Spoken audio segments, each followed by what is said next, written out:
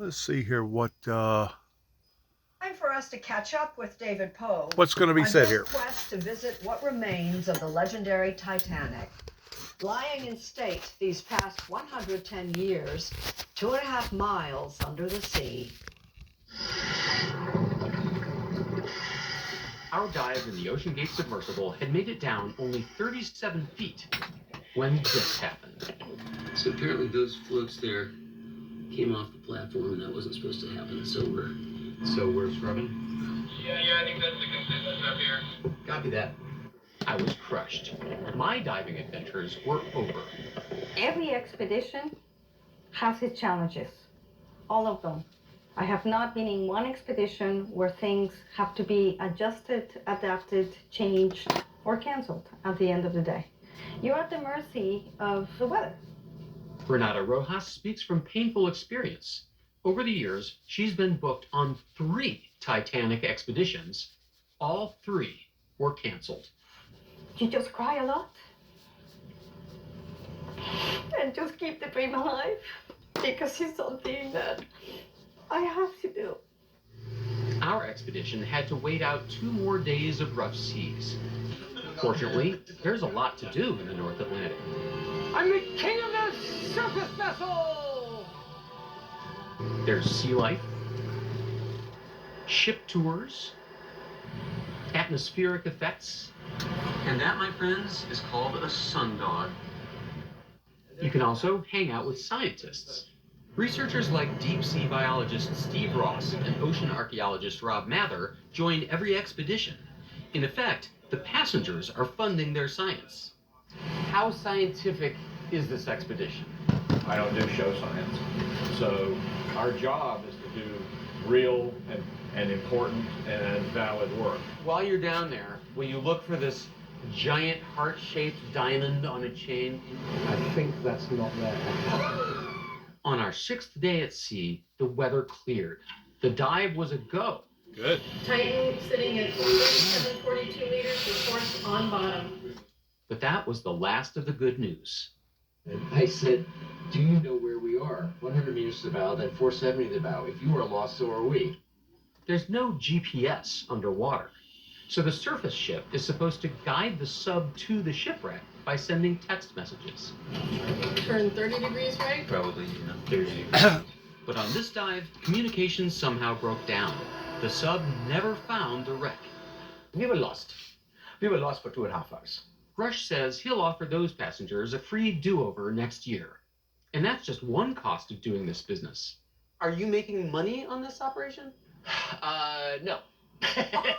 So, not yet. People might say, hey, that's a lot of money, $250,000. But we went through over $1 million of gas. It was our last day at sea. There was one last chance to reach the Titanic. And this time, good weather and good fortune were aligned. Slow down, it's just in front of us. Just we are in front of the anchor. Oh my gosh, here's the bow, guys. You guys see it? Look at that, though, how it just kind of emerges out. Yeah. That is otherworldly. And there it was, the famous bow, the ship's wheel pedestal, and memorial plaques from old expeditions. The bollards that once...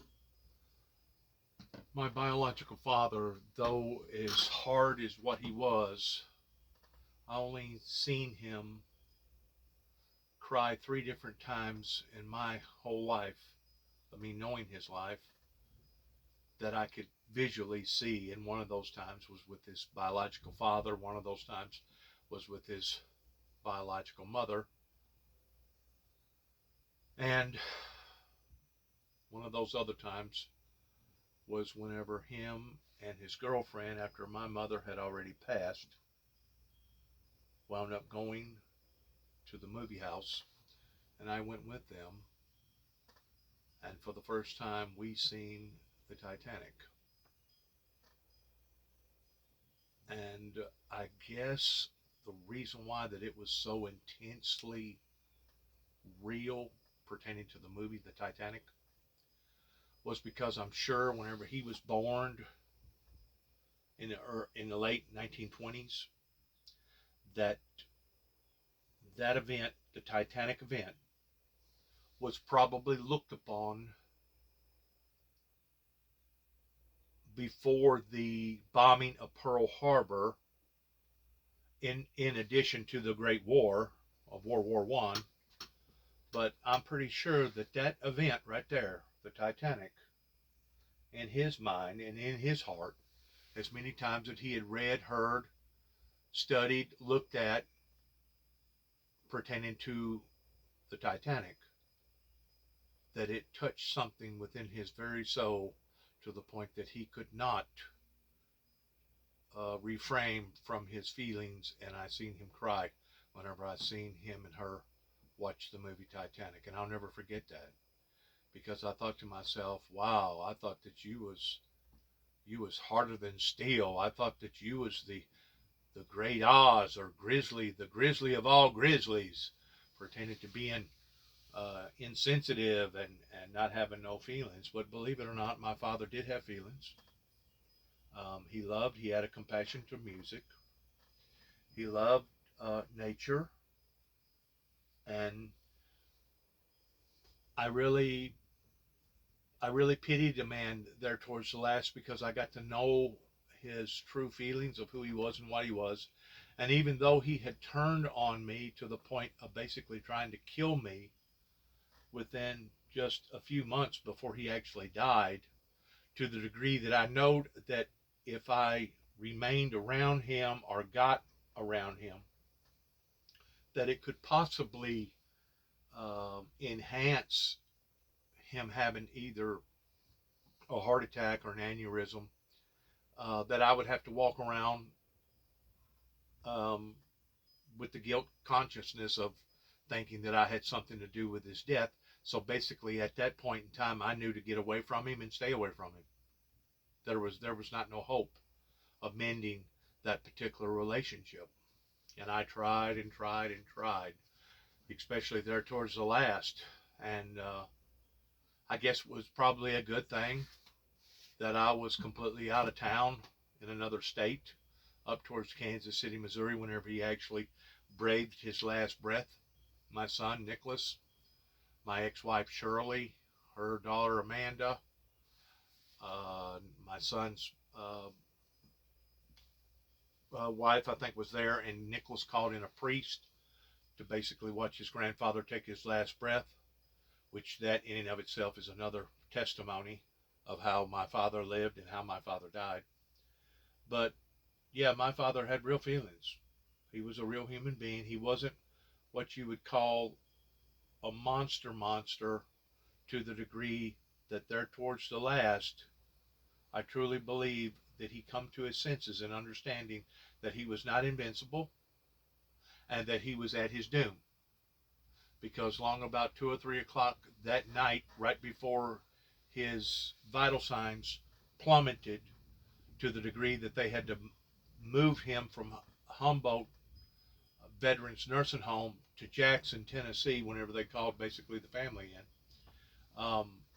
He wanted to contact David, my brother, my younger brother, that was still living on the property, and the nurses would not let him make a telephone call to David Jeffrey Jackson, because they said that it was too late and that he didn't need to be talking on the phone to begin with. I don't know what it is that he wanted to say to David, but I'm pretty sure it had something to do with him visiting me in Kansas City, Missouri, while me working in the auto body industry shop, whenever suddenly his spirit come to me about 3 weeks after his death, after that we had buried his body over here in Alamo Baptist Church, and his spirit come to me in such of a remorseful, genuinely sincere, sorrowful way. And the invitation or the encounter was so strong that I basically had to stop doing what I was doing on the automobile and go into the bathroom and spend about 10 or 15 minutes in the bathroom just to be able to refrain from the Holy Spirit that was really dealing with me at that time, and my Father's Spirit that was dealing with me pertaining to him being remorsefully sorry for the way that he treated his family. So yeah, whenever I watch stuff like this, it brings back memories pertaining to my biological father, James Robert Jackson. Bollards that once secured the ship in port, and the davits that lowered the lifeboats. The hole where a huge smokestack once stood, and the skylight over the radio room that sent out distress signals.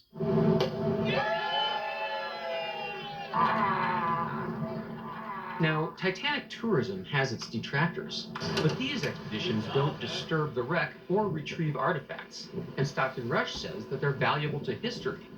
At some point, there will be no Titanic. It will be eaten by the bacteria. It'll be an artificial reef that doesn't look like the Titanic. Renata Rojas would agree. After 30 years of trying, she finally got to see the most famous shipwreck in the world. Oh my gosh, yeah, I got the wreck. I'm worth 25 meters. Oh, fantastic. Stockton Rush plans to return to the wreck this coming summer. Until then, the Titanic will once again be alone.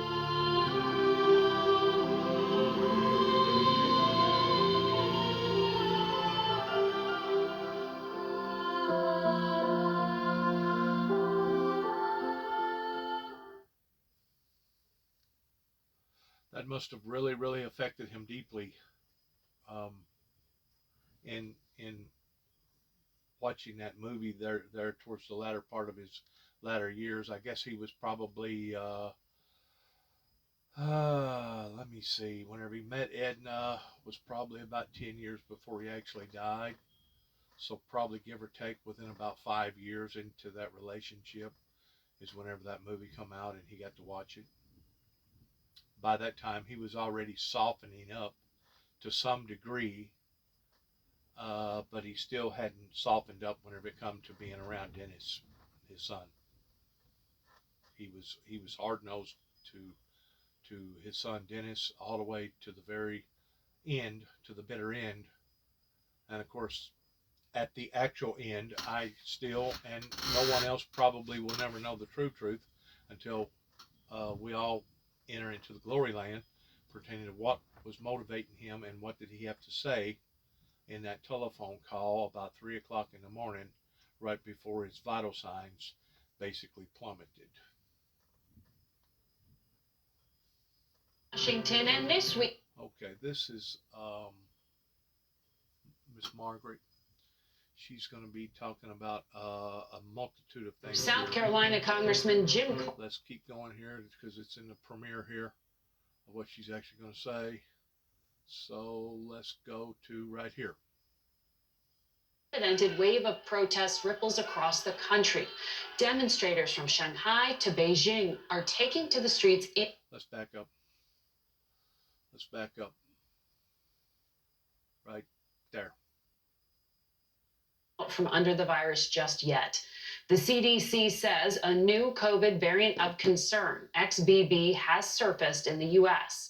And on the other side of the world, China is reporting a 4th daily record of new COVID infections as an unprecedented wave of protests ripples across the country. Demonstrators from Shanghai to Beijing are taking to the streets in anger over China's zero COVID policies that have kept much of the country under pandemic quarantine for years. Those restrictions are weighing on the global economy and threaten to snarl supply chains ahead of the holidays.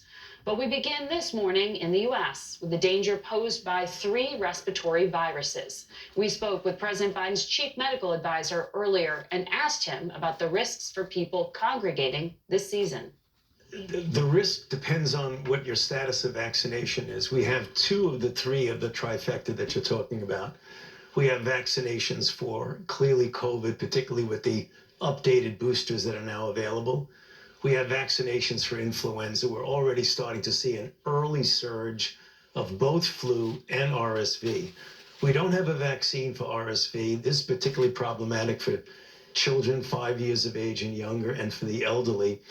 But there are things you can do with RSV, is avoid congregate settings, particularly if you have a cold or if you're sneezing, and stay home, wear a mask, wash your hands. You said last time, test going in and test coming out. Test yourself before you congregate with people, particularly when you're having someone over for dinner, 5, 10, 15, 20 people. It's easy to do. I want to ask you about RSV, though, specifically with little kids. These infections are overwhelming pediatric hospital wards around the country. The Children's Hospital Association and the American Academy of Pediatrics say it's a public health emergency. Is it an emergency? Yeah. In some regions of the country, we're seeing that the hospital system for pediatrics are at the point of almost being overwhelmed. When you have like almost all the intensive care beds that are occupied, it's bad for the children who have RSV and need intensive care, but it also occupies all the beds, and children who have a number of other diseases that require intensive care or ICU, they don't have the bed for it. Hopefully, we're going to see that peak come down, because if you look at other countries that have had those kinds of peaks with flu and RSV, it's peaked early but come down. More than 100,000 parents last month had to stay home from work to care for kids, according to the Bureau of Labor Statistics. And we've seen schools in Ohio, Kentucky, Tennessee cancel classes because of these large numbers. So coming out of the holidays, should parents expect schools to shut down? I don't know, Margaret, I'm not sure. When you talk about shutting down schools, there's always the collateral That's also effects. radioactive. It is, exactly. There's always the collateral issue. So you have to balance, and you do it in real time, depending upon the viral load of disease in your region. Some of these places just didn't even have teachers. Exactly. Well, that's the local decision you're going to have to make. It's a local issue. That's the thing that gets lost in the discussion. So how do people, knowing everything you just laid out, how do they calculate their risk and protect themselves? I mean, for an older person, is it something they need to think twice about when it comes to sitting across from their grandchild at Christmas? Yeah, I mean, it is a judgment call. And one of the things you have to be careful of is that look around not only for your own protection, but for the protection of the people that you're going to be in contact with, particularly, as you mentioned quite correctly, the elderly, those with underlying conditions. But there's also something that is even more risky. People who are profoundly immune compromised, people who are on cancer, chemotherapy, people who have a variety of other diseases. You got to use common sense. I mean, the idea of coming into a crowded place and you're going home to someone who's immune compromised, it just makes sense to put a mask on. You recently had COVID. I did. I wonder how that changes when you calculate your risk these days, and how long do you think immunity actually lasts? Well, we know how much antibody immunity lasts because you can measure antibodies. They go up and they come down pretty quickly. It is entirely likely that although you may get infected with mild symptoms, the degree of protection against severe disease may be much more prolonged than the very transient degree of protection against infection. Let me give you an example. You measured me. I'm an elderly person, so my immune system isn't as robust as it was 30, 40 years ago. I was vaccinated, doubly boosted, and I got infected. Now, the antibodies that were circulating in my body were not enough to protect me from getting infected. But it is very likely that the vaccination and double boosting that I had protected me from getting a severe outcome that if I didn't have that, I very well might have gotten very seriously ill. And I had a very mild infection. I want people to understand is that although you may get infected with these new variants that are related to the Omicron, you may not be protected against infection. And you're doing a pretty good job of protecting you against severe disease. You're making a case for vaccination. I'm totally making a case. I'm not saying, because people think, oh, I got a 3-month free pass, I just had COVID. Yeah. But they can still get new variants. They can still get sick. Yes. In that window of time. Exactly. Exactly. So you really want to keep up on your boosters because the protection clearly wanes. It wanes much more for infection than it does for severe disease, but it does wane. So what is the prevalent strain that you think we are going to be facing this winter? And does the recent booster shot, the bivalent, protect against it? Okay, the ones that are on our minds right now that you do remember is the BQ1 and the BQ1.1. The reason you keep an eye on those is that they have what's called a transmission advantage, in that they are evasive of the protection that you have. Those viruses evade the protection of the monoclonal antibodies, Evusheld, and some of the other monoclonal antibodies that are used for treatment as well as prevention. It also diminishes the protection that is induced by vaccination and by prior infection. It doesn't disappear, but it brings it down a few fold. So are you envisioning that in the spring we're going to have to get a new sort of cocktail of booster shots to match this new threat? I don't know, because it really depends on what is going to happen in the spring. If we get, and this is what I'm hoping for, I'm a cautious optimist, is by the time we get to the spring, the level of immunity that's induced by infection, with or without vaccination, with or without boosters, among the entire population is such that the level of severe disease and infection is going to go way, way down. And you won't require having every 4 months or so giving somebody a boost. You heard us, we in the public health arena, talk about the likelihood of getting a cadence of maybe once a year that you get it with the flu shot. Just like the flu shot, but it's a little bit iffy about that. That's good because there's a neatness to that. You know, once a year you get it in the fall, but that doesn't take into account that you have to keep up the possibility that we will get a variant that's very different than the variants we have right now that might require a springtime or some summertime boost. If it stays the way it is now, I hope it just gets down to that very low level. And we'll have more of our conversation with Dr. Fauci ahead in the program. But right now, I want to speak to House Majority Whip, Democratic Congressman Jim Clyburn, who joins us from Santee, South Carolina this morning. Congressman, it's good to have you on the program. I want to start with what has happened in the past 2 weeks. We've had these 3 mass shootings.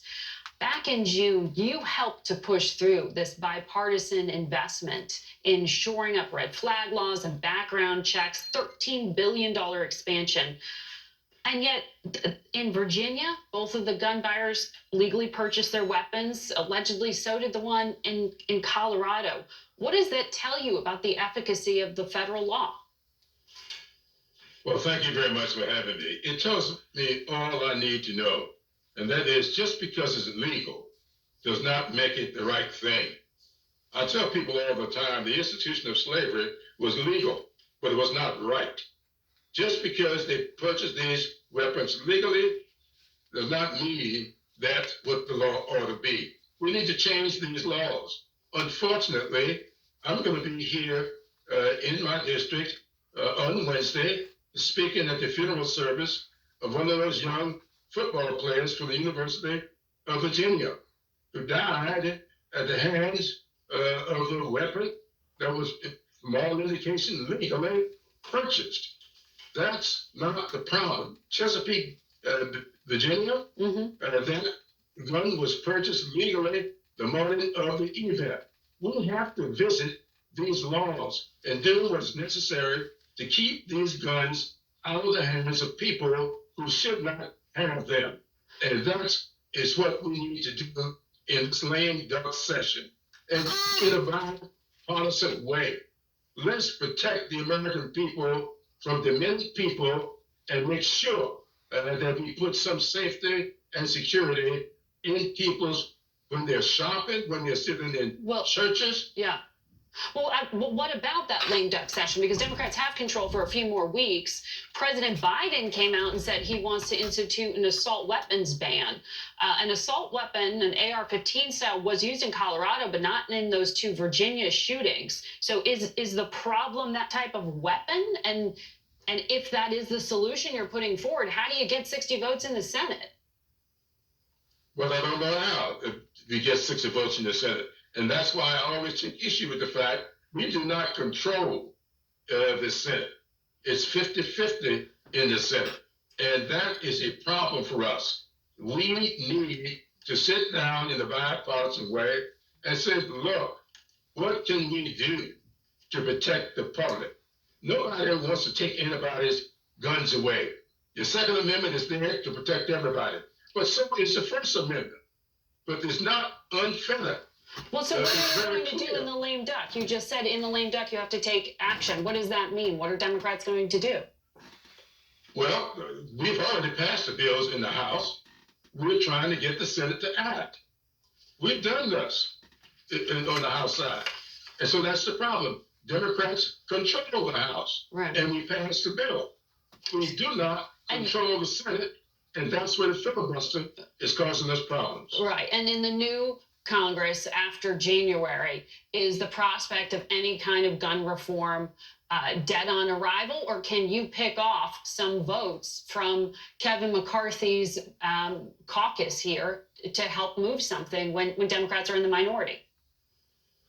Well, you know, if you look at the results of the election, and you go to California, you go to New York, even in 2 districts in North Carolina, when we picked up seats, we do have a more moderate electorate coming in, and we need to appeal to a sense of fundamental fairness and what is right. I have no idea whether or not they will buck what seems to be controlling the Republicans, but we're going to give it a shot. So White House advisor Anita Dunn was on this program a few weeks ago, and she said in the next few weeks, while Democrats have the majority, priority number 1 is just keeping the government funded. Exactly what is your top priority? I mean, what can Democrats get done before Republicans take control? Well, I would agree with Anita Dunn. It's always the top priority, keeping the government funded and keeping it open. That seems a bare minimum. At a minimum, absolutely. But we need to go further than that. We need to look at the John R. Lewis Voting Rights Act. I'm not going to get off of that. I do believe that we need to do something about the Electoral Count Reform Act. These 2 things are fundamental to our democracy, and we need to keep them in the forefront. Yes, keep the government open, but let's also keep fundamental rights protected. And that, to me, would be looked into, and these gun safety laws would be closely thereafter. Democrats are holding leadership elections in the coming week. You're already in leadership. I know you will be standing for election to a different position. But if it is time for a new generation, as Speaker Pelosi had said, why do you think it's necessary for you to stay in power? Do you think the next generation needs you to guide them? Well, you know, I've always said there is a healthy respect. It's biblical with me. We need to have a healthy blend of strength and knowledge. And look at our leadership. The South is left out of it. And what I'm doing is trying to make sure that we do not tilt too far to the east or too far to the west, but maintain what we have here. There's no other Southerner among the leadership ranks, and we need the South. We need these historical black colleges and universities. Vote for Georgia. Where would the Senate be today? And the last time I checked, Georgia is south of South Carolina. All right. Well, thank you very much, Mr. Whip, for joining us today. And we want to continue that conversation about some of the national security risks, including gun violence. We're going to do that now with 2 former Homeland Security chiefs. I've got Jay Johnson, who served under former President Obama. He's in Montclair, New Jersey this morning. And Michael Chertoff held a job under former President George W. Bush. He's at home in Washington, D.C. Good morning to you both, gentlemen. You just heard the conversation. Representative Clyburn says you got to work together, but also said they can't get anything done in the Senate. So where does that leave us in the wake of 3 shootings? Is further legislation just not something we should even be talking about at this point? Well, I think we could get some legislation on assault weapons. And, you know, that would be helpful, but recognize no law is going to deal with the problem entirely. As you pointed out, you have people who legally bought guns and then committed these horrible acts. Yeah. So although legislation is part of the solution, another part of the solution is dealing with what is emerging to be a almost a mental health crisis leading to violent acts. Jay Johnson there, I want you to jump in. I mean, it was a handgun in Charlottesville, Virginia. It was a handgun in Chesapeake, Virginia. It was an AR-15 style in Colorado Springs. So is it a gun crisis? Is it a mental health crisis? Which is it? Well, first and foremost, Margaret, I believe that the problem, the central problem, the common thread through all of these incidents is the prevalence of guns in America. The individual circumstances of each episode tend to be a little different. The motive tends to be different. The motive ain't no different. The motive is to bring harm and hurt and destruction into people's lives. There is no different motive. They may have been agitated into a different motive, but the motive is to bring harm and hurt to people's lives. That's the bottom line on the motive. Number two, what they're not addressing is the spirituality of all this, pertaining to how that these evil demonic spirits are taking these people over, and they're controlling their thoughts, controlling their emotions, and controlling their actions to the degree that a lot of them, subconsciously speaking, had no earthly idea what they was going to do that morning whenever they awoken. It ain't like that it was something that they sat down and plotted and planned out for the most part. For the most part. There are a few of the shootings where people have purposely had a mindset towards wanting to bring death and destruction into people's lives. But very few people. And I'm going to use Timothy McVeigh and Nichols as an example of that. Timothy McVeigh was down in the Mount Carmel, Waco incident pertaining to the 51-day standoff, that after the building got burnt down to the ground on the 51st day, went and got a bunch of bumper stickers made up, "Do you trust your government now?" and started passing them out to everybody.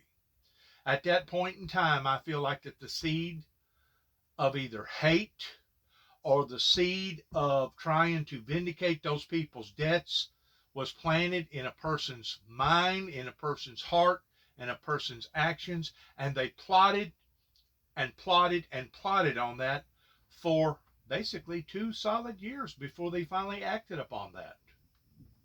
That is a rare case where people is actually going to plot something for that length of time towards wanting to bring harm and hurt to basically the federal government that was in charge of that incident that caused that dilemma to fall up into people's lives in Oklahoma City, Oklahoma. You must realize that if those same guns, what they're talking about right now, was not purposely entrapped to a group of people that was already obviously mentally challenged or strained, or they was basically,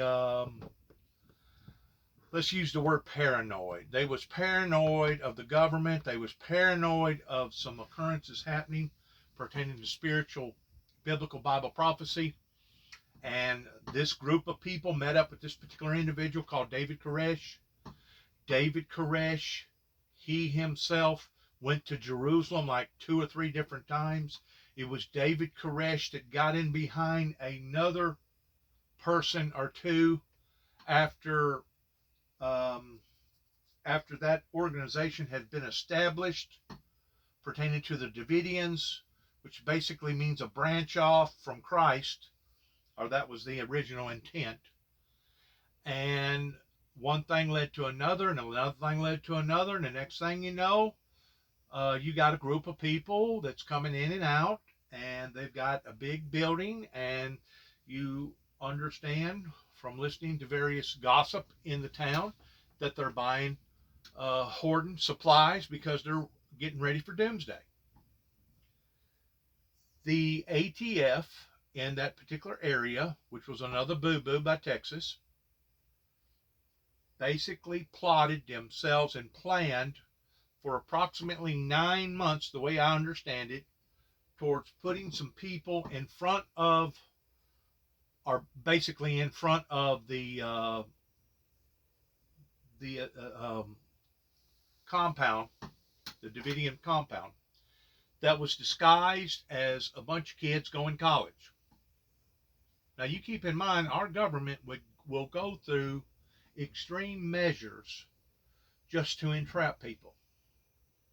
And God only knows what that operation started out with pertaining to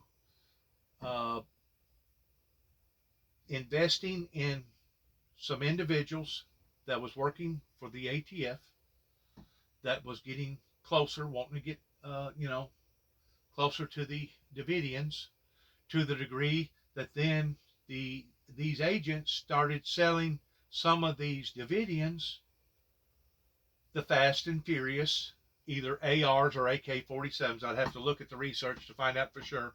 But it was military style type guns that they were selling these people that should not have been selling these type of guns, first of all, to the public, much less to a group of people that was already on the edge towards thinking that the end of the world or that the doomsday, the sky was fixing to fall. But they did. They panhandled on these people's emotions. They panhandled on these people's weaknesses to the degree that they sat out there for about 9 months until they finally figured out, okay, we got the goods on them. We don't know for sure what's going on in the compound, but we do know this, that the guns that we sold, some of the Davidians pertaining to David Koresh, that they did not pay a certain particular tax on that particular gun because those particular guns has to go through some other type of, I don't even know what the proper word would be. I guess the word would be a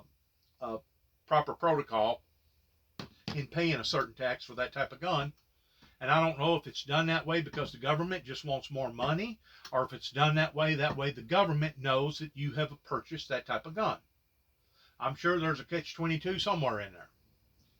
But after they had sold them these guns, they finally got a federal judge to sign off on a no-knock warrant from sunup to sundown, and that warrant was not supposed to be good after sundown.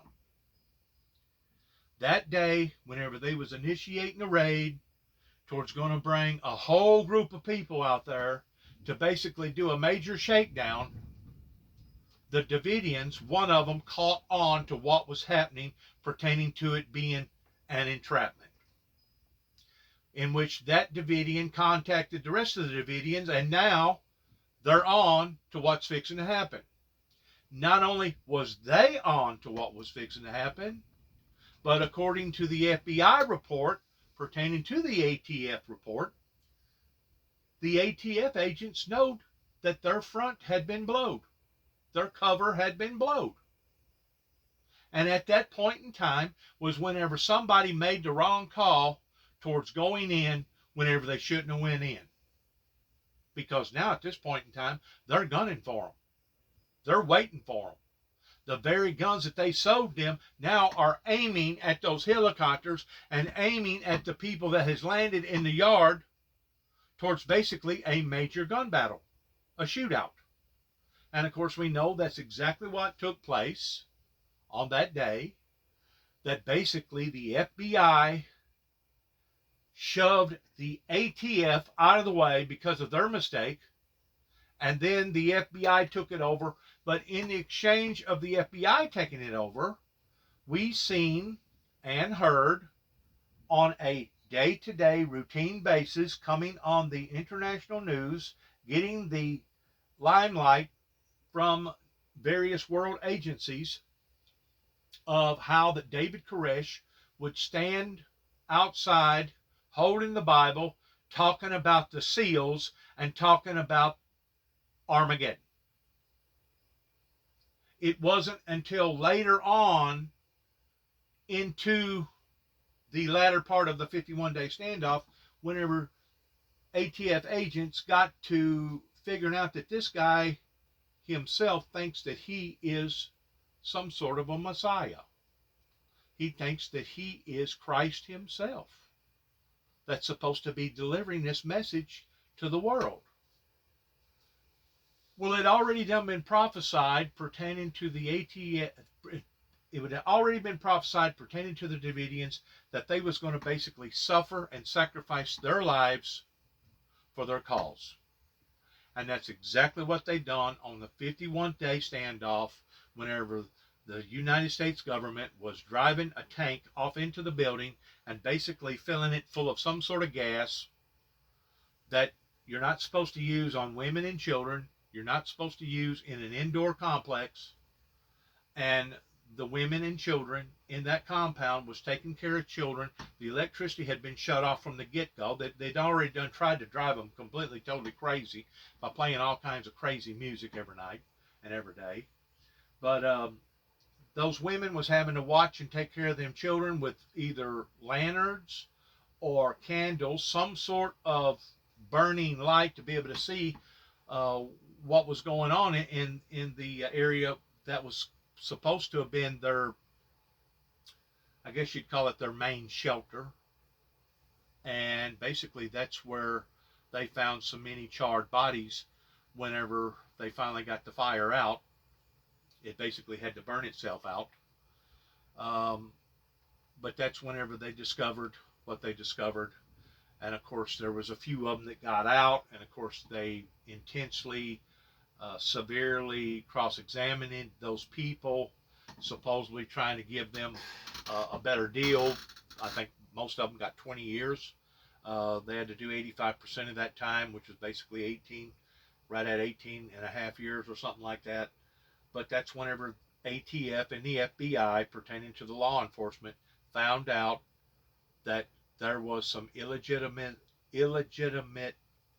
sex acts being held in the compound of the four walls that the majority of the people didn't know nothing at all about.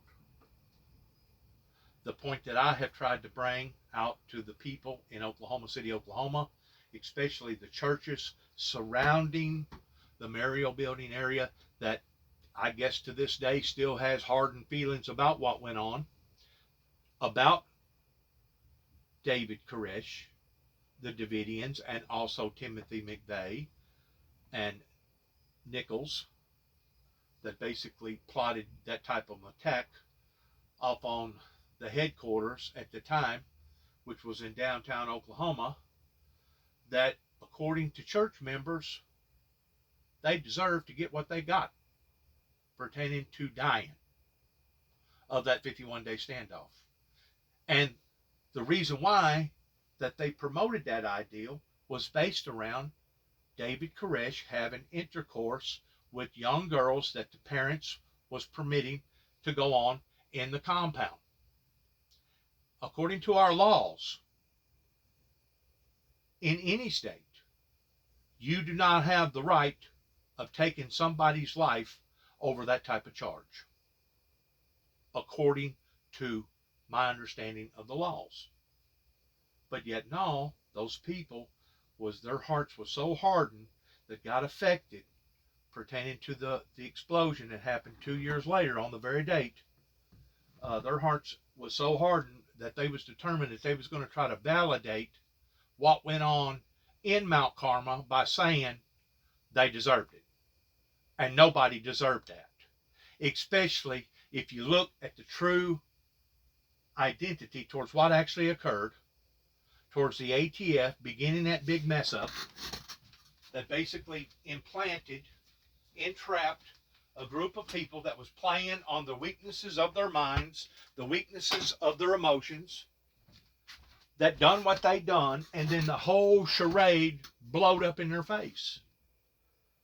And I guess even to this day, even the knowledge that's been given about that event that happened in Texas, you'll still find people in Oklahoma City, Oklahoma, downtown Oklahoma, that refuses to want to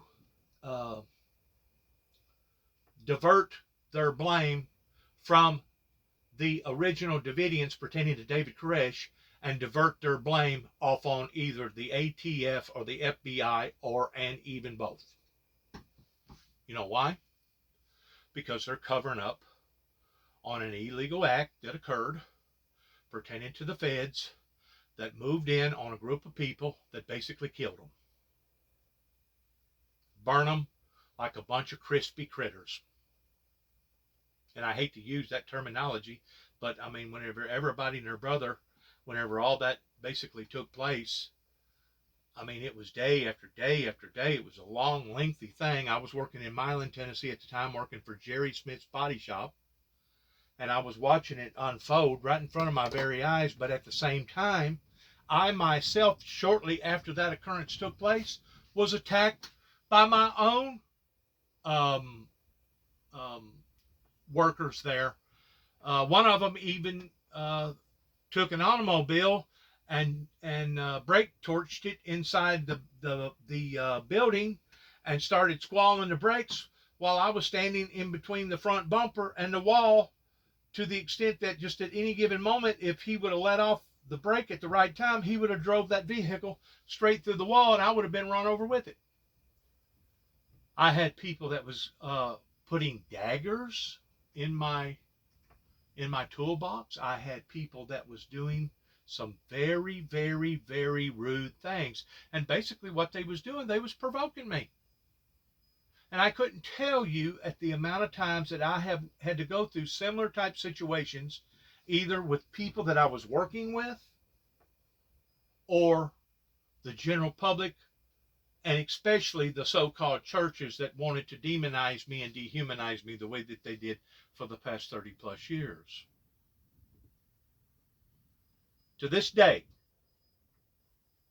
the majority of the people that had hardened hearts against the destruction of the Oklahoma bombing still points their finger at a group of people that was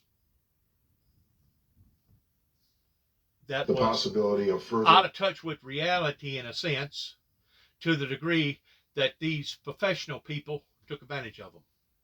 And to this day, they still refuse to blame the United States government on that event, which tells me, it speaks volumes about how that the blind lead the blind shall also leadeth off into the ditch, and how that sinners love sinners, but what thank have they, because they're covering up for each other's wicked attributes. Among co-workers, families, people in school, about the warning signs of someone heading toward violence, so that the signs are undeniable at some point. But how do you solve for a mental health crisis, Secretary Chertoff? I mean, where do you begin? Well, I know we begin with what we call red flag laws, in which someone's guns can be taken away if there's a report that they have propensity to violence, or they've been talking about doing something that would involve killing people. So certainly enforcing those red flag laws is a positive step. More generally, I think we need off-ramps for people who are troubled and prone to be violent that do not involve the criminal justice process. So we encourage family members. Once more, they're looking at mental health issues. They're looking at gun issue laws, but they're not looking at the evil, demonic, wicked intent that has obviously penetrated into these people's hearts, minds, and souls, to the degree of them doing what they're doing, committing this type of violence. We have bad, poor leadership with our government, and they're still coming up with excuses, and they're still not validating what's really going on, what's motivating this hate and this type of violence. The guns do not kill people. People kill people. An automobile that's sitting out in a parking lot does not kill a human being involving an accident. It's the human being that was driving the automobile that was whatever, either intentionally or unintentionally, caused that particular accident. Friend in school doesn't want to see them. The co-worker doesn't want to see them, doesn't want to report. And so, as I said before, I think it's important that we raise awareness about what these warning signs are, in fact. Could we better enforce our red flag laws? Could we encourage people to invoke them, to utilize them more often? Absolutely. I agree with Mike on that. But the warning signs are almost always there. They're undeniable. I want to talk more about this with both of you in a moment, but I have to take... The warning signs that they thought was warning signs over in Kenton, Tennessee, that should have attacked not Dennis Jackson, but Dennis Jackson's father, that has helped to put us where we are today in regards towards, they falsely accused me of me having some sort of mental disorder based around the fact that I was talking about end-time biblical Bible events, whenever the whole time Kenton, Tennessee was protecting, once more, evil protecting evil. Kenton, Tennessee should have immediately thrown handcuffs onto my biological father and arrested him for attempted murder. And at the very, very most, maybe I should have went back to Martin, Tennessee, to Dr. Summonshaker, or I think Dr. Summonshaker was already dead, if I'm not mistaken, because he took his own life. But anyways, I would have had to went back and got assigned to another doctor in Martin to be able to determine whether or not something was physically going on with me and not mentally going on with me. If anybody should have went to the nut house, it should have been James Robert Jackson, and I feel like probably over, I'm going to say probably over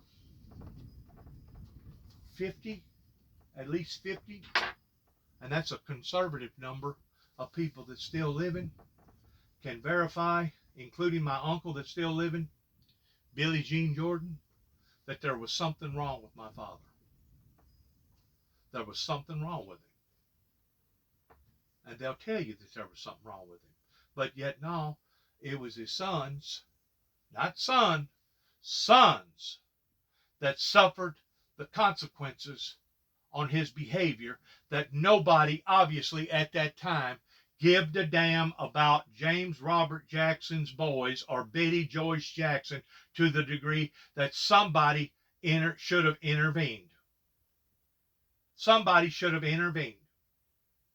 And it was only because of my mother that kept telling us boys, even though she was one of the ones that was plotting towards a justifiable homicide in killing her husband, it was Miss Betty Joyce that kept telling the boys, well, if you do that, they think enough about Bobby around here that they'll never let us live it down pertaining to killing him while he's in his sleep towards a justifiable homicide. And she was probably right at that time, because there were so many wicked, demonic people in this area, they was covering up for each other.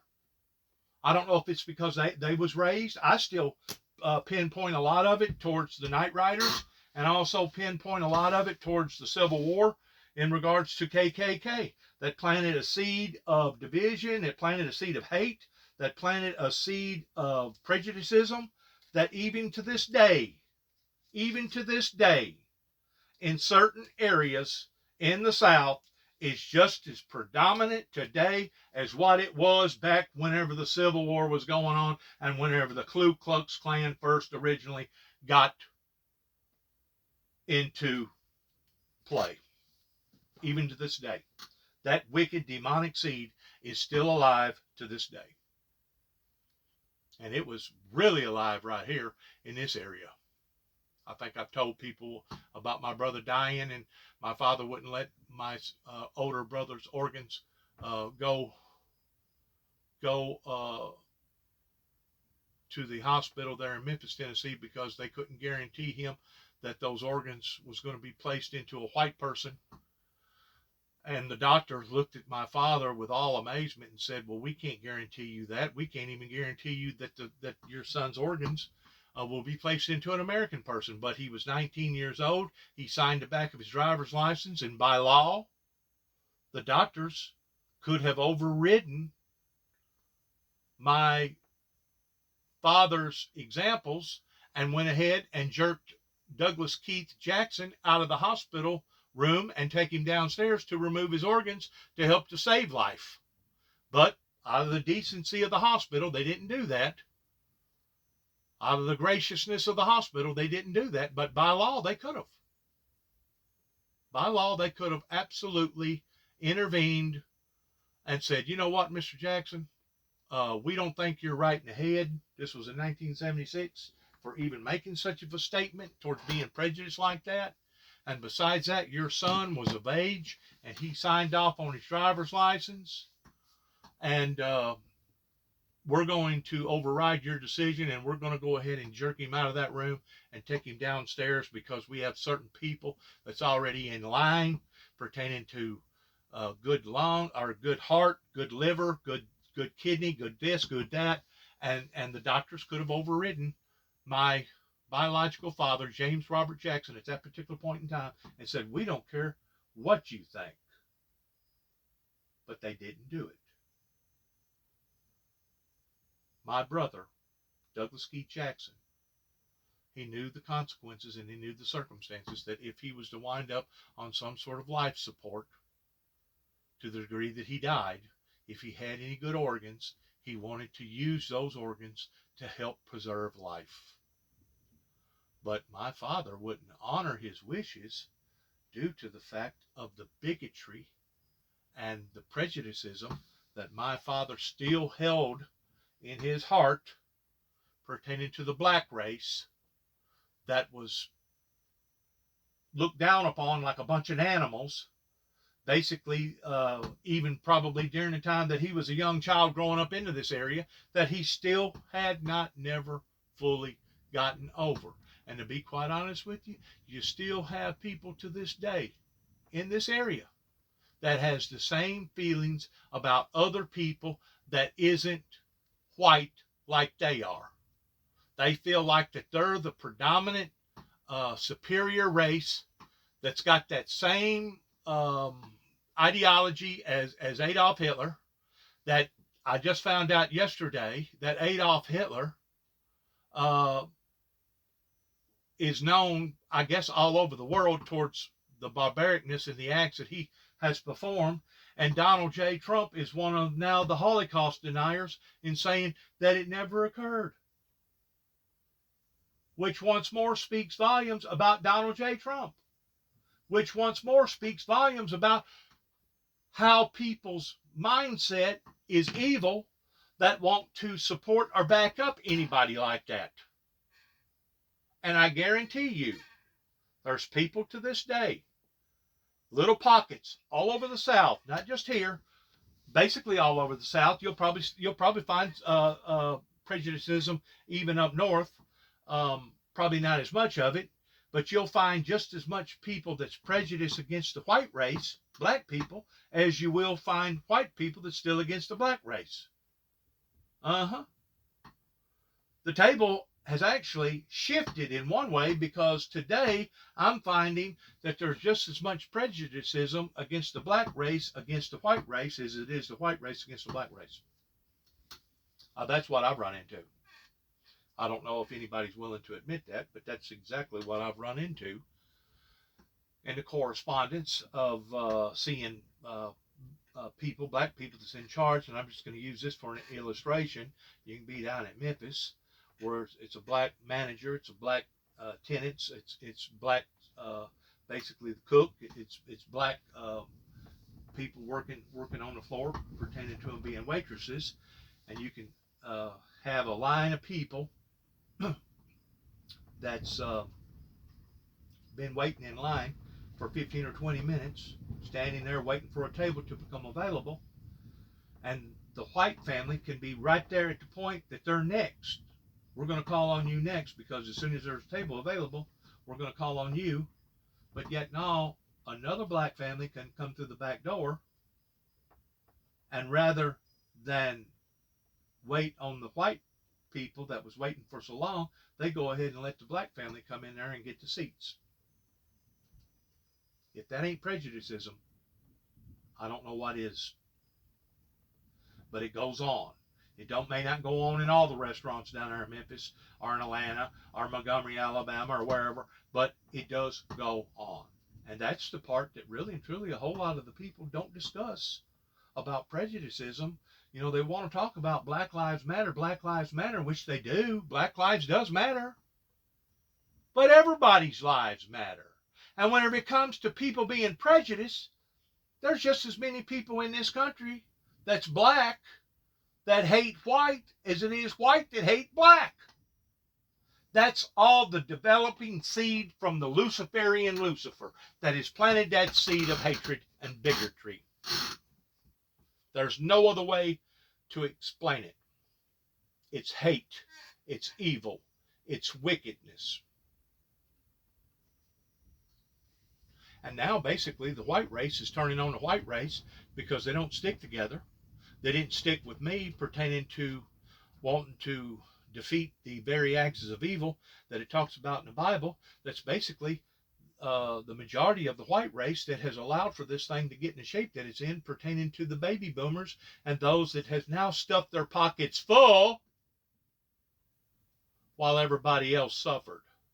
In the meantime, I had to watch these people grow, intensify, become powerful, become more wealthy, pay off their loans, do this, do that, while they was steadily degrading me and demonizing and dehumanizing me because I was standing up for the Lord Jesus Christ.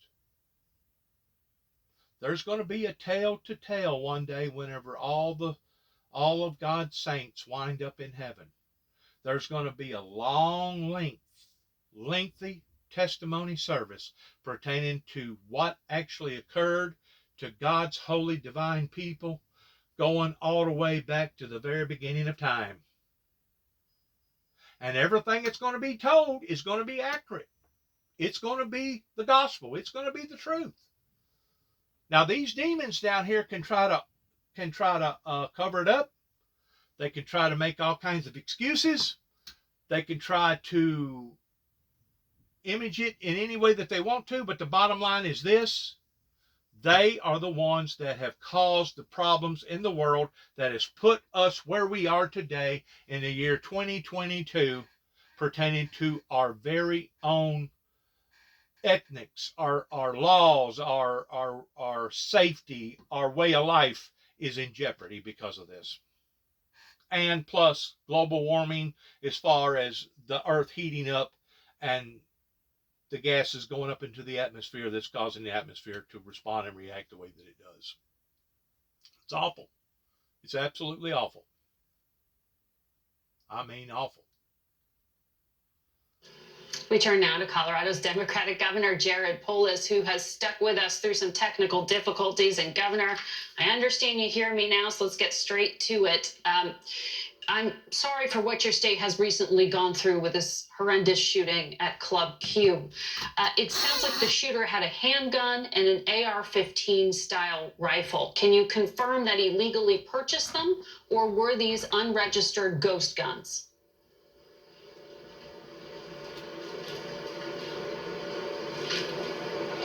It has been reported that at least one of the guns was a ghost gun by different media outlets. All of these facts will emerge in the coming days and weeks. Obviously, right now, our heart is with the victims, 5 people who lost their lives, their families, dozens of others injured, and of course, many traumatized.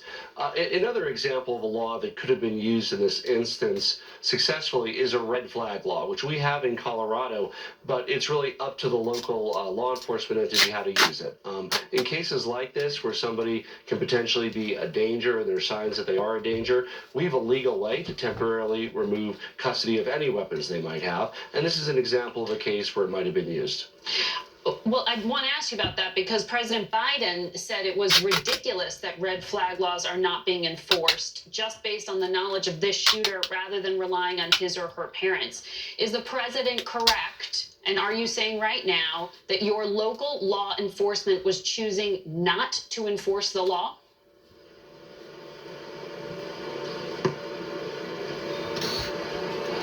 So right now in Colorado, you can have parents or family members go for an extreme risk protection order or red flag law.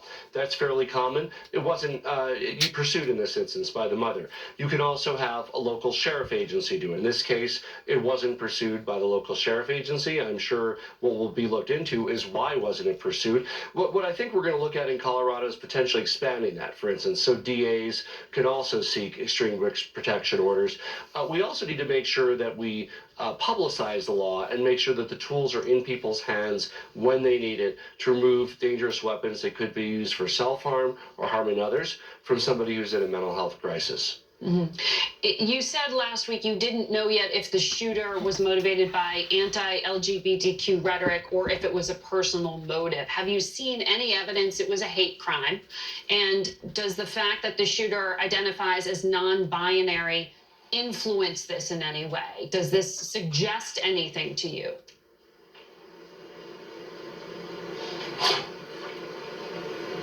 Well, no, on the second point of the shooter's identity has nothing to do with whether a hate crime was committed or not. I want to be clear, in Colorado, if you kill 5 people, you're behind bars the rest of your life. This young man, once convicted, and I believe he will be convicted because the evidence is overwhelming, will never be able to be freed from a jail cell. He'll spend the rest of the day behind bars. The hate crimes on top of that can be used to augment the sentence. They can be used for acknowledging the fact that the LGBT community was traumatized.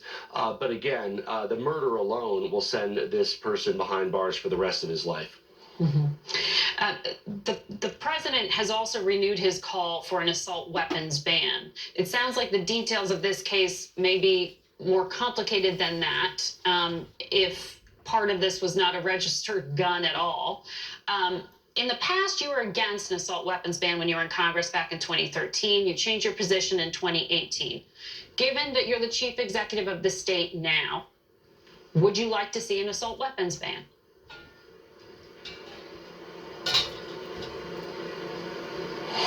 Well, I would say, look, we learn from each instance, but you also have to look at all the causes. So is there a way to improve gun safety out of this to make sure that red flag laws are used, not only if you have a pistol and a semi-automatic weapon? Do we need better laws on ghost guns? Do we need to make sure that we have a better process around semi-automatic weapons? Open to all of those. We also need to pursue the mental health aspect of this and other shooting incidences. What and how did this fall through the cracks? We need to pursue the anti-LGBT rhetoric aspect of this. I think whether it'll be the case in this case or not, clearly the type of rhetoric out there that divides one group of Americans against another can set somebody over the top and tragically inspire them to an act of violence. We need to focus on national healing, bringing people together, and really treating one another as brothers and sisters. I think people can agree, I hope, with at least that. Governor, thank you for your time today. And thank you for sticking with us through those technical difficulties and the delay that you all heard. We want to turn now to the war in Ukraine, where residents of Kherson are fleeing the city this weekend after sustained Russian bombardment knocked out power and water supplies. The latest in Moscow's effort to undermine Ukrainian morale after more than 9 months of brutal assault. CBS News foreign correspondent Chris Livesay is in Kyiv with this report. Ukraine has already proven it can withstand the Russians. But what about the winter? At the front line, the cold and relentless artillery. Maybe Russia's only hope to weaponize winter and freeze Ukraine's momentum. Trenches like these become more and more commonplace the closer you get to the front line. And there's a really good reason for it. You don't just see and hear the flashes of artillery, but you can feel the thuds deep in your gut. Ukrainians can also feel it right at their doorstep. Vitaly Kristenko is coming home after drinking tea in Kherson. Medics, overwhelmed throughout a night of bombardment, didn't arrive until morning. Their city, only recently the scene of dancing after Russia's retreat, now limps through the dark and cold. Much like the capital Kyiv, the scene of a deadly missile attack this week. Ina and her son Artu have to shelter in a community tent. We have no electricity and no water. Our phones and devices are out of battery. We do everything we can to distract Archer from what's really going on. Kyiv's mayor, Vitaly Klitschko, is fuming. Right now, for the winter, the people, Putin and Russians want to let us be without electricity, without heating, without water. It's genocide. It's actually terrorism. The main goal of Russians to bring depression of society. I talked to the people, no negotiations with Russians. We People is angry. And the mayor says he never stops worrying about a nuclear disaster. In fact, the shelling has been so severe, the country had to disconnect all of its nuclear power plants temporarily. It was the first time in 40 years. Margaret? Chris Lipsey, thank you. That's going to be it for us today. Thank you all for watching. And until next week, for Face the Nation, I'm Margaret Brennan.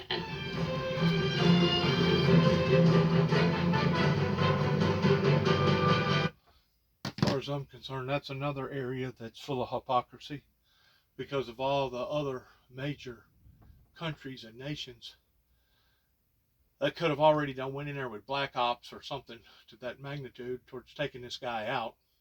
If their own people ain't willing to take him out, we're supposed to have the sophistication and the power to be able to do that. And other countries are supposed to have the sophistication of doing that, but it hadn't been done. So I don't know. I tend to wonder if this isn't just some sort of a big game, a powerful power game, a rich man's game, probably beginning with the Illuminatis, going down into the Masons, of just exactly how far is too far going to go pertaining to letting this maniac do what he's doing. Well, as far as I'm concerned, he's already went too far.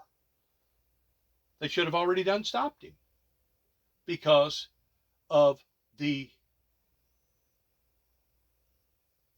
Geneva Convention war laws that have been broken in regards to what he's doing.